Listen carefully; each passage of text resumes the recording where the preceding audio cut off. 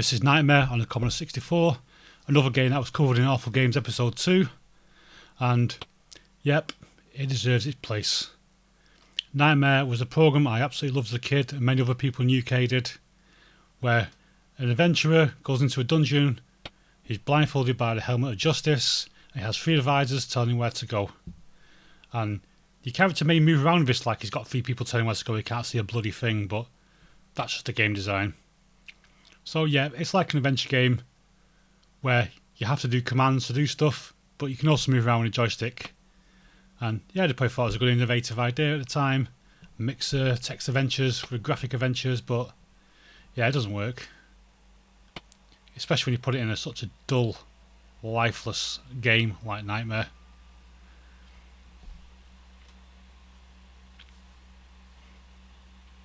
So yeah, you move with a joystick and you press buttons on the keyboard to do shortcuts to controls like take spade. You have to actually T.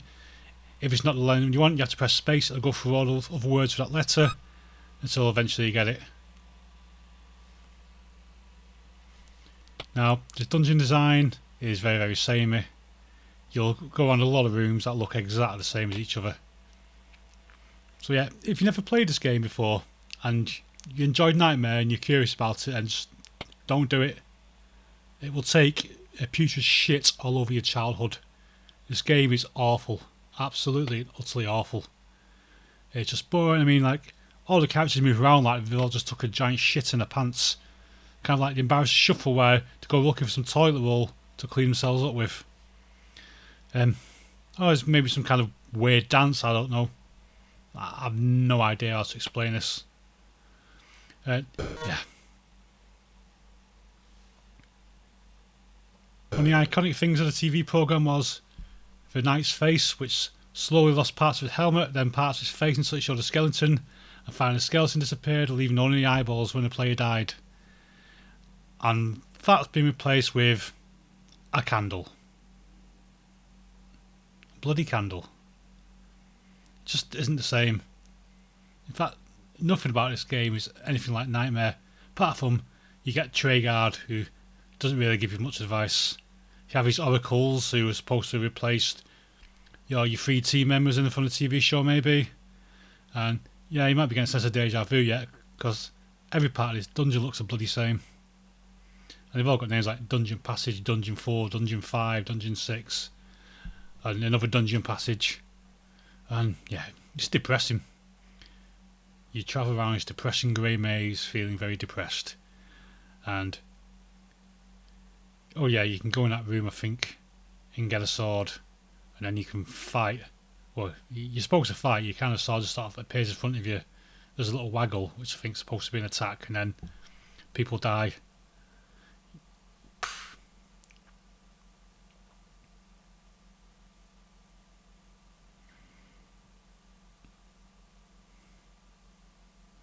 You will get sick of being asked to consider the oracles.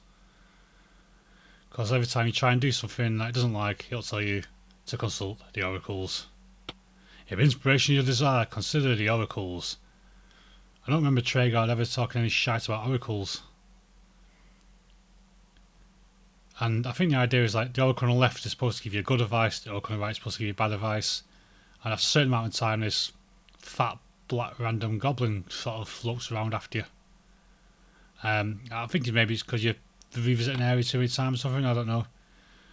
As you can see, the control's not intuitive. It took me ages to take a bloody sword off the wall to fight with. And the animation's horrible. I don't know what the point of reference was. Was it a man taking a shit? Was it the front of the Madness cover? I don't know. There's no explanation. Oh, he's doing a lot of dance there. Way.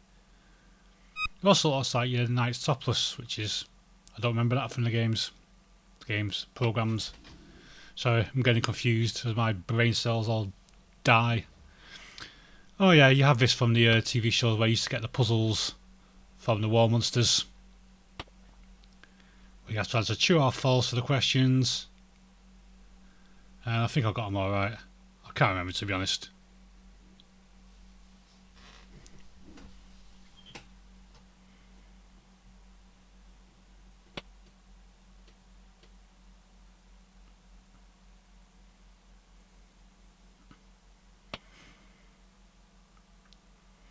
Yeah, in that particular one, you're supposed to answer the opposite. And there's a few of these wall monsters around and other creatures. There's one room we get an executioner in, who I think he's going to kill me doing this playthrough. Well, either the executioner killed me or the boardman killed me, I don't know.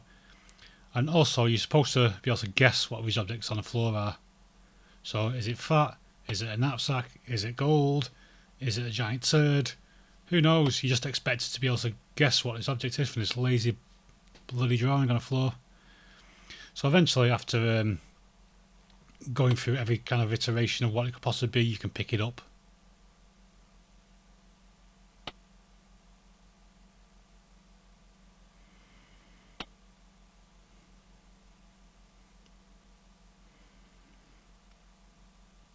Yeah, after playing this for a while, you'd want to put on a helmet of justice so you don't have to look at the bloody grey, boring, dreary, shitty dungeons.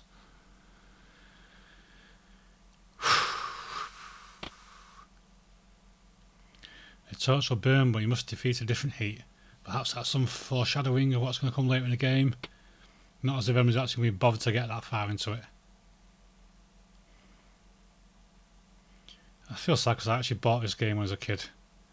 I think luckily I bought it on budget and not at full price. So I bought it on full price and I would have gone bang my head against the wall, I think. Or now I've got the courtyard corridor instead of dungeon corridor. Perhaps it's supposed to help you try and work out where you are, because every room looks the fucking same. Such actions are fruitless. So is playing this game, Treyguard. So is playing this game. So yeah. It seems to be a lot of food in this game, so whether you're supposed to feed a lot of people, I don't know. Eating it, I thought would give you some health back, but when I ate it, it didn't give me any health back whatsoever. Yeah. This is the room I got to, where I got given some more questions by this executioner, who has the exact same dialogue as the walls, because, you know, lazy bastards making it. And yeah, I didn't answer the 3 questions correctly. And it doesn't actually feed on you. It just summons a big pile of monsters and doesn't let you out of the room, and then you die. And then, if you want to, you can start again, but who would really? Who would actually want to start again and put themselves in this grey, dreary hell? So, yep, a bat, a goblin, and a disembodied hand with a sword. The end. To be continued. Nah, don't think so, Treyguard. That's enough of that.